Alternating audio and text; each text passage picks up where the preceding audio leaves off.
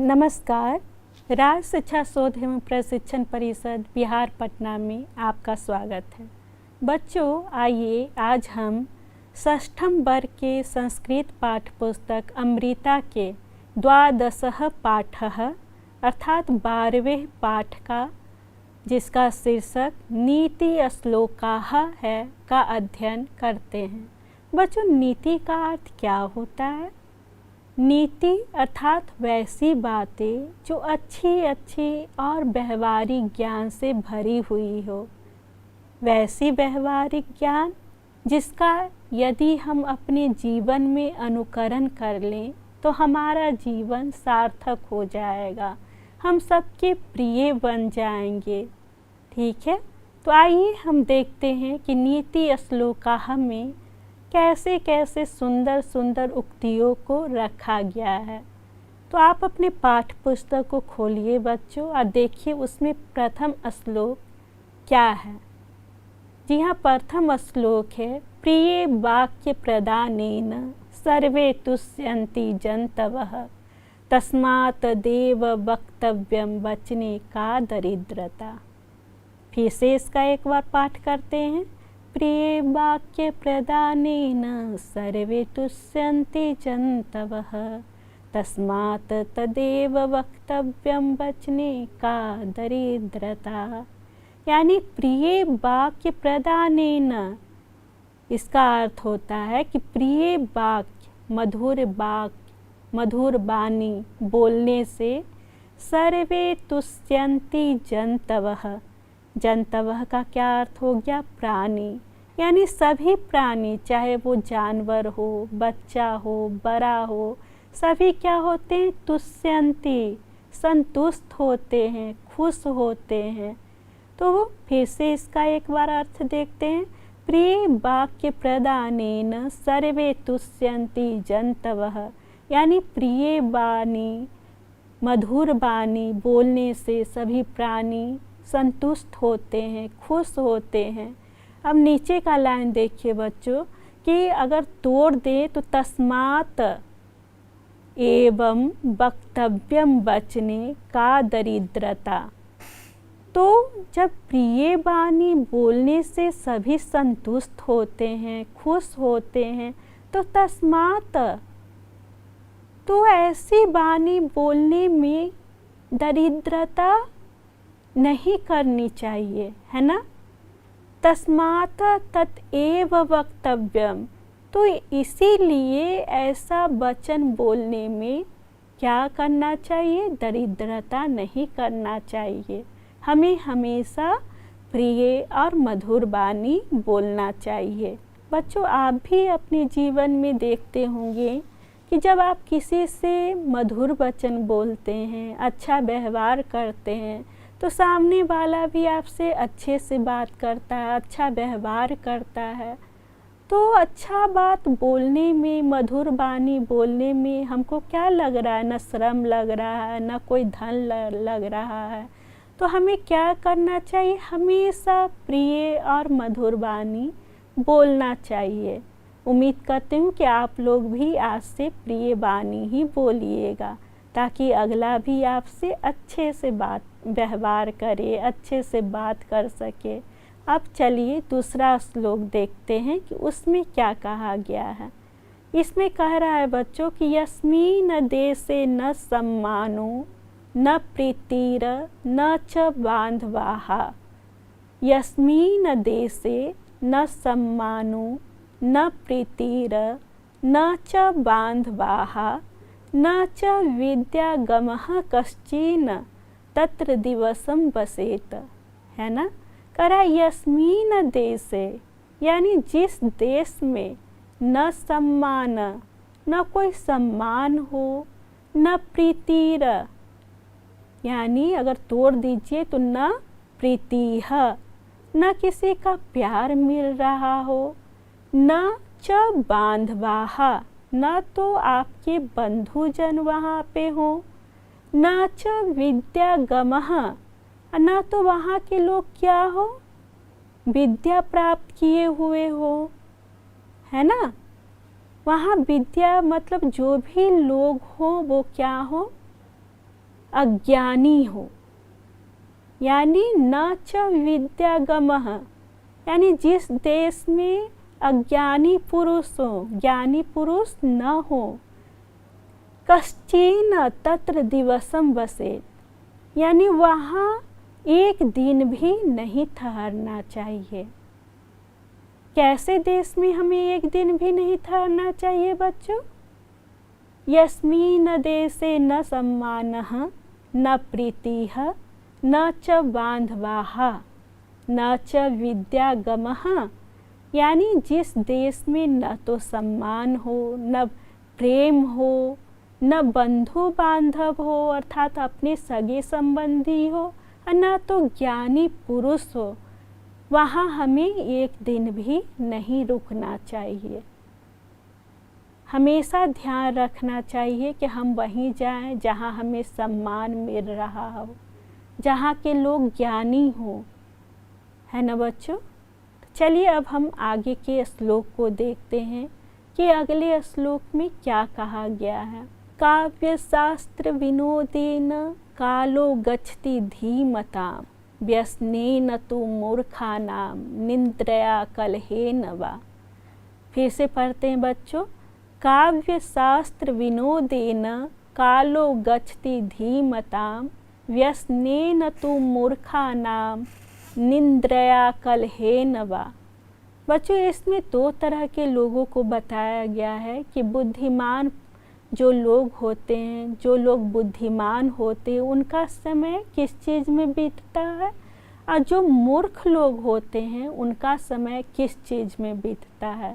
ठीक है, तो इस श्लोक में कहा गया है कि धीमताम कालो काव्य शास्त्र विनोदेन गच्छति, यानी जो बुद्धिमान लोग हैं उनका समय जो है वो काव्य शास्त्र विनोदेन, यानी अपने विषय का ज्ञान का विवेचन करने में, पढ़ने में बीतता है। जबकि व्यसनेन तु मूर्खा नाम, जो मूर्ख लोग हैं उनका समय किस चीज़ में बीतता है? निंद्रया, यानी नींद में, कलहेन, लड़ाई झगड़ा करने में, अथवा व्यसनेन, यानी बुरी संगति में, बुरी आदतों में भी अपना समय व्यतीत करते हैं। तो बच्चों आपको अपना समय किस चीज़ में लगाना है? आपको कैसा पुरुष बनना है, कैसा मानव बनना चाहते हैं? अगर आप विद्वान बनना चाहते हैं, ज्ञानी बनना चाहते हैं, जगत के लिए उपयोगी बनना चाहते हैं, तो आपको भी अपना समय किस में बिताना चाहिए? पठन पाठन में बिताना चाहिए, अच्छे संगति में बिताना चाहिए, ताकि आपको व्यवहारिक ज्ञान, अच्छी बातें सीखने का मौका मिले। चलिए बच्चों अब हम लोग आगे के श्लोक में देखते हैं कि उसमें क्या कहा गया है और उसका अनुकरण करने की कोशिश करते हैं। इसमें कहा गया अलसस्य कुतो विद्या अविद्यस्य कुतो धनम अधनस्य कुतो मित्रम अमित्रस्य कुतः सुखम। अलसस्य यानी क्या होगा? आलसी का, है ना। तो कह रहा है अलसस्य कुतो विद्या, जो आलसी होते हैं उन्हें विद्या कैसे आएगी? और अविद्यस्य कुतो धनम, और जो विद्या से हीन है उन्हें धन कैसे मिलेगा? क्योंकि विद्या से क्या आती है? बुद्धि बढ़ती है, और बुद्धि से ही हम लोग धन कमाते हैं।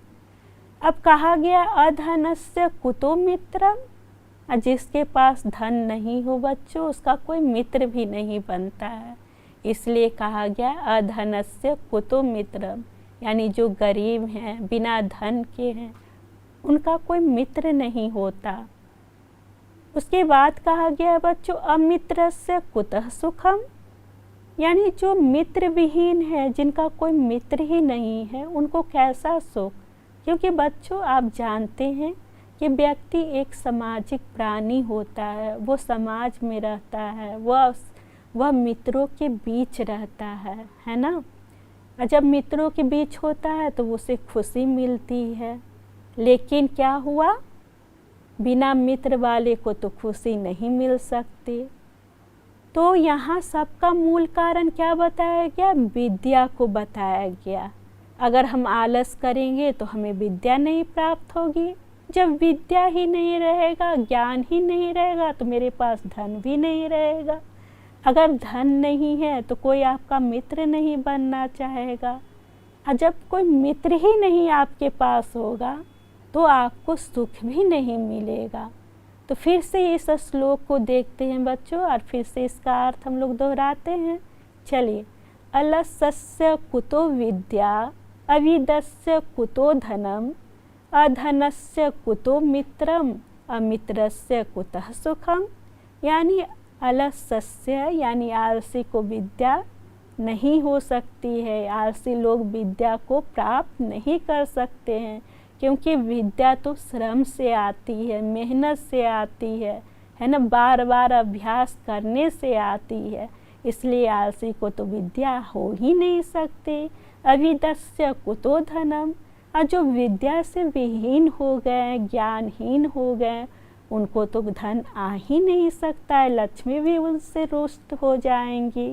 और जो अधनस्य कुतो मित्रम, और जो गरीब हैं उनका तो कोई मित्र ही नहीं हो सकता है। ये कड़वा सत्य है बच्चों। फिर कहा गया जिनको अमित्रस्य कुतः सुखम, यानी जिनके पास मित्र न हो उनके पास सुख तो आ ही नहीं सकता है। इसलिए आप लोग आलस्य को त्यागिए और ज्ञान अर्जन कीजिए, ताकि बाद वाली जो चीज़ें हैं आपके पास आ सके और आप समाज के एक संपन्न, ज्ञानी और उपयोगी पुरुष बन सकें।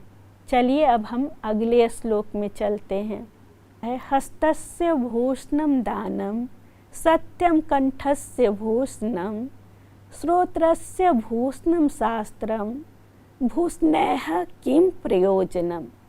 बच्चों कहा गया हस्तस्य यानी हाथ का, भूषणम यानी गहना, अलंकार क्या है? दानम, दान करना है। हस्तस्य भूषणम दानम यानी हाथ का गहना कौन है? दान करना। सत्यम कंठस्य भूषणम, और कंठ का भूषण क्या है? अलंकार क्या है जो हमारी सुंदरता बढ़ा सकती है? वो क्या है? सत्य वचन बोलना, है ना। अश्रोत्रस्य भूषणम शास्त्रम, जो कान का गहना है वो क्या है बच्चों? श्रोत्रस्य यानी ज्ञान का श्रवण करना, है ना, ज्ञान भरी बातों का श्रवण करना, वेद सुनना। तो कह रहे हैं यहाँ पे कवि कि हस्तस्य भूषणम दानम, जब हाथ का भूषण दान करना है, कंठ का भूषण सत्य बोलना है, श्रोत्रस्य भूषणम शास्त्रम, और कान का भूषण वेदों का ज्ञान प्राप्त करना है, ज्ञान अर्जन करना है, ज्ञान युक्त वाणी को सुनना है। तो भूषण किम प्रयोजनम, तो अन्य भूषण या अन्य अलंकारों का क्या अर्थ है, क्या औचित्य है? कुछ भी औचित्य नहीं है। इसलिए हम लोग को क्या करना चाहिए? दान करना चाहिए, परोपकार करना चाहिए, हमेशा सत्य बोलने का प्रयत्न करना चाहिए, और अपने कानों को हमेशा ज्ञान भरी बातों को सुनने में लगाना चाहिए। बच्चों आइए इस पाठ में कुछ कठिन शब्द जो आए हैं उनका अर्थ भी हम लोग समझ लेते हैं। ये शब्द जो हैं वो आपके पाठ्य पुस्तक में भी दी गई है, इसलिए आप उसे अपने पाठ्य पुस्तक में भी देख सकते हैं। तो बच्चों पहला शब्द है प्रिय वाक्य प्रदानेन, जिसका अर्थ है प्रिय वचन बोलने से। दूसरा है तुष्यन्ति, है ना, यहाँ धातु क्या है? तुष, तुष धातु है और लट लकार है। तो जब तुष धातु में लट लकार प्रथम पुरुष बहुवचन में जब रूप चलेगा तो उसका रूप हो जाएगा तुष्यन्ति, यानी प्रसन्न होते हैं। आपके ये में है ना, श्लोक में था ना कि प्रिय वाक्य प्रदानेन सर्वे तुष्यन्ति जन्तवः, यानी प्रिय वाक्य बोलने से क्या होते हैं? सभी प्राणी जो हैं वो प्रसन्न होते हैं। अब अगला जो शब्द है बच्चों वो क्या है, जंतवः। जंतवः जो मूल जो है शब्द है वो है जंतु, और जब इसका प्रथमा बहुवचन में रूप बनेगा तो ये क्या होगा, जंतवः, यानी बहुत सारे प्राणी, सभी प्राणी। तो प्रिय वाक्य प्रदानेन सर्वे तुष्यन्ति जंतवः, यानी सभी प्राणी खुश होते हैं प्रिय वाक्य बोलने से।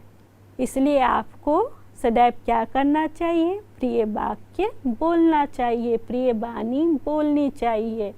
अब देखते हैं कि अगला क्या था, तदेव, है ना। जब हम पढ़े थे तस्मात् एव वक्तव्यम वचने किम दरिद्रता, तो तस्मात् तेव था, अगर उसको जोड़ तोड़ दे तो तस्मात् प्लस तत् प्लस एव हो जाएगा। तो तदेव है, उसी तस्मात् तदेव से यहाँ लिया गया है तदेव, और इसको जोड़िएगा तो क्या हो जाएगा, तद प्लस एव, जिसका अर्थ होगा वही, वही, है ना।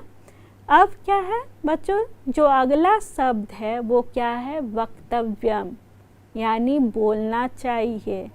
लेखक कह रहा है ना कि प्रिय वाक्यम वक्तव्यम, यानी प्रिय वाक्य बोलना चाहिए। तो यहाँ वक्तव्यम का क्या अर्थ होगा, बोलना चाहिए। और अब इसमें कौन सा धातु होगा, बच धातु है, और कौन सा प्रत्यय लगा हुआ है, तव्यत प्रत्यय है। तो तव्यत प्रत्यय क्या है बच्चों, पहले ये बताइए प्रत्यय क्या है।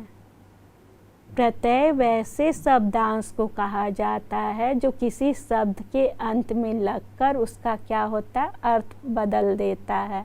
और वही उपसर्ग क्या है, उपसर्ग शब्दों के प्रारंभ में लगता है और उसका अर्थ बदल देता है।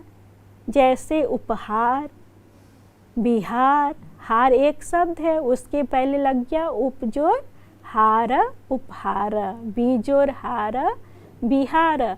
तो उसी तरह प्रत्यय क्या होता है, ये शब्दों के अंत में लगता है।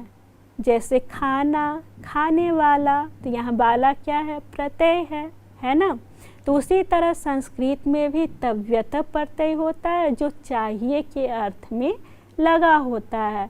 तो वक्तव्यम में क्या है, तव्यत प्रत्यय है, यानी बच धातु में जब तव्यत प्रत्यय लगता है तो वो क्या बन जाता है बच्चों, वक्तव्यम बन जाता है। और वक्तव्यम का अर्थ क्या होता है, बोलना चाहिए, है ना। श्रोतव्यम यानी सुनना चाहिए, वक्तव्यम यानी बोलना चाहिए, श्रोतव्यम यानी सुनना चाहिए। कोई पूछे वक्तव्यम का जो धातु है, मूल धातु है वो क्या है, तो बच धातु है। और प्रत्यय क्या है, तो वो त्वयत प्रत्यय है। अब चलिए अगला जो शब्द है उसको देखते हैं। देखिए अगला जो शब्द है वो क्या है, दरिद्रता। दरिद्रता मतलब गरीबी, है ना, कंजूसी। यहाँ जो दरिद्रता है वो किस सेंस में आया है, निर्भरता, कंजूसी। कहें ना लेखक कवि क्या कह रहे हैं कि प्रिय वाक्य प्रदानेन सर्वे तुष्यन्ति जंतवः तस्मात् एव वक्तव्यम वचने किम दरिद्रता। कह रहे हैं कि प्रिय वाक्य बोलने से सभी जंतु, सभी लोग खुश हो जाते हैं। तो ऐसा प्रिय वचन बोलने में कंजूसी कैसे, हमें हमेशा प्रिय वाक्य बोलना चाहिए, अच्छा बोलना चाहिए। अब देखिए सम्मानः, सम्मानः का क्या अर्थ होता है, आदर। कहें न ऋषि कि जहाँ न सम्मान हो, यस्मिन् देशे न सम्मानः न प्रीतिः, यानी जिस देश में न सम्मान हो यानी आदर हो, न प्रेम हो, न बंधुजन हो, वहाँ एक दिन भी नहीं रुकना चाहिए। तो यहाँ सम्मानः का अर्थ हो गया आदर। जहाँ आदर नहीं मिलेगी तो कोई वहाँ जाएगा नहीं और जाना भी नहीं चाहिए। हमें जहाँ आदर मिलता है हम वहीं जाते हैं। वहीं जाना अच्छा भी लगता है। अब चलिए आगे देखते हैं। अगला जो शब्द है बच्चों वो है प्रीतिह। प्रीतिह यानी प्रसन्नता, यानी जिस देश में हमें प्रसन्नता मिले हमें वहीं जाना चाहिए, वही काम करना चाहिए जो अच्छा हो, जिसे देखकर अगले को भी प्रसन्नता मिले। ठीक है। अब देखिए विद्यागमः। विद्यागमः यानी विद्या प्लस आगमः। अगर संधि विच्छेद कीजिएगा तो ये जो बड़ा सा शब्द है वो क्या हो जाएगा, दो छोटे छोटे टुकड़ों में विभाजित हो जाएगा और आपके लिए उसका अर्थ ग्रहण करना आसान हो जाएगा।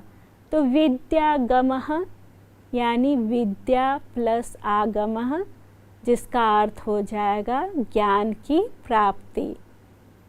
ठीक है। अब अगला जो है वो है बसेत।